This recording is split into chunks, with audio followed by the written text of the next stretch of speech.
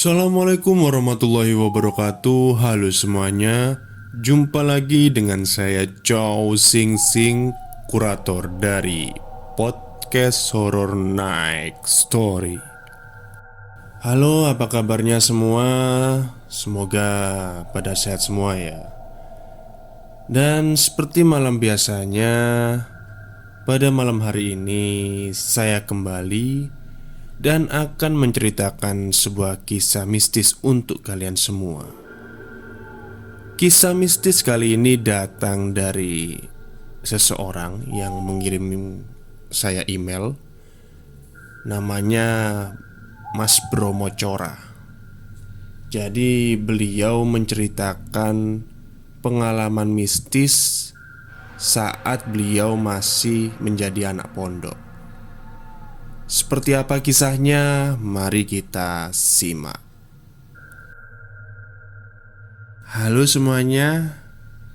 Mungkin cerita ini agak mirip dengan yang sering kita lihat-lihat di film. Tapi ini real dan terjadi pada diri saya.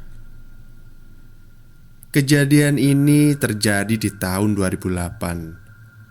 Waktu saya masih menjadi pelajar pondok pesantren Salafiyah di daerah selatan Banten, tepatnya di Baya. Lokasi pesantren saya ini agak dekat dengan pantai selatan, dan daerahnya juga berbatasan langsung dengan hutan belantara. Keseharian saya agak berbeda dengan kebanyakan santri atau pelajar lainnya.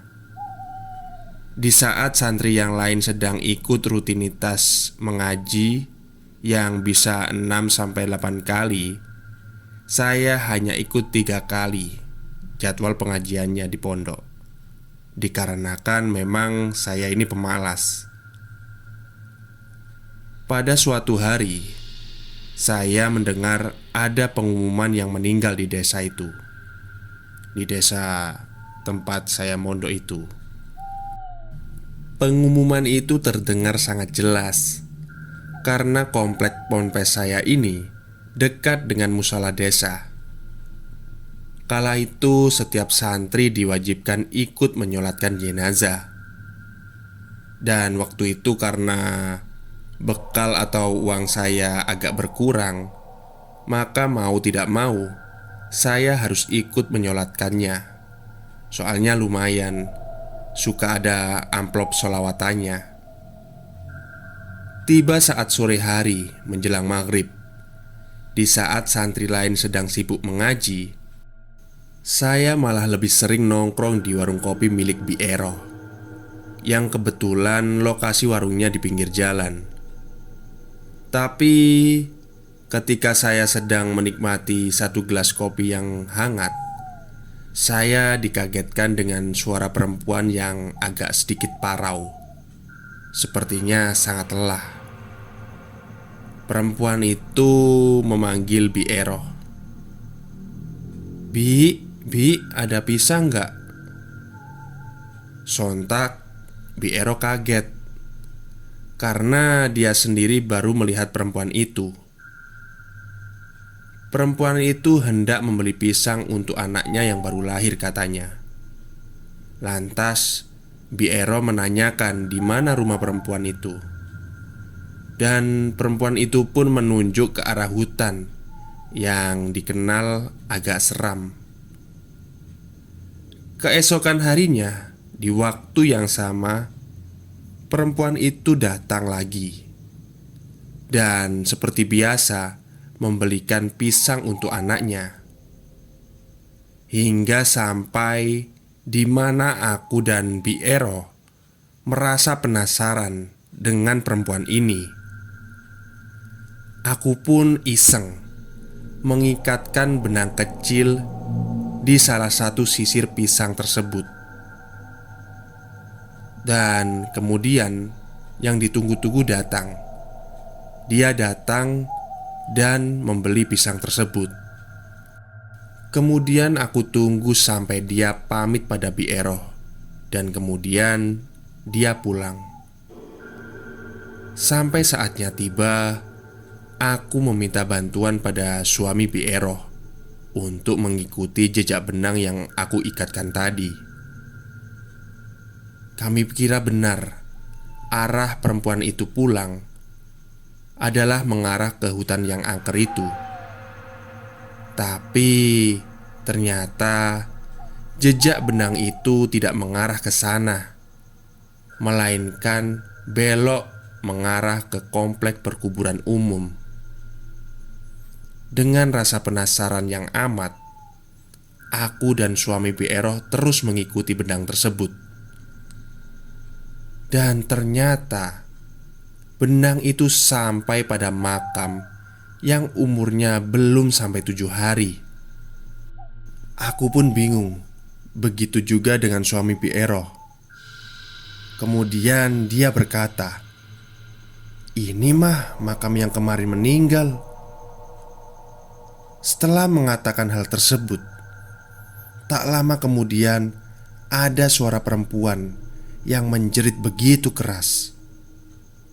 Tanpa dikomando, kami pun lari sekencang-kencangnya. Kemudian keesokan harinya, aku memberanikan diri untuk menanyakan apa yang sebenarnya terjadi kepada si ahli waris yang meninggal itu. Dan benar saja, katanya si perempuan itu ternyata meninggal dalam hamil. Dan di waktu yang lain, suami Bi Eroh juga menanyakan hal tersebut kepada kiai yang mengasuh di pondokku itu. Tanpa menunggu waktu lagi, warga pun diajak untuk menyaksikan penggalian makam perempuan tersebut. Dan benar saja, ketika makam sudah dibongkar, ada janin yang berumur kira-kira 7 bulan. Dan yang lebih mengagetkan lagi, di sebelah jasad janin itu terdapat banyak sekali kulit pisang. Sekian cerita dari saya, dan ini benar saya alami. Terima kasih. Baik, terima kasih kepada Mas Bromo Cora yang sudah mengirimkan ceritanya pada Next Story. Saya kira Mas Bromo Cora ini terlalu iseng ya, sampai-sampai mengikatkan benang pada sisir karena sangat penasaran pada seorang perempuan. Kalau saya sih, saya biarkan aja ya. Mungkin bisa tanya-tanya pada orang gitu, tapi nggak apa-apa lah. Tanpa ada hal ini, cerita ini tidak akan ada gitu. Oke, terima kasih kepada Mas Bromo Cora ya atas ceritanya. Dan kepada semuanya pendengar setia Next Story, terima kasih sudah support saya selama ini, meskipun saya sering telat upload. Ya, itu saja sih yang bisa saya sampaikan. Semoga kalian terhibur. Selamat malam dan selamat beristirahat.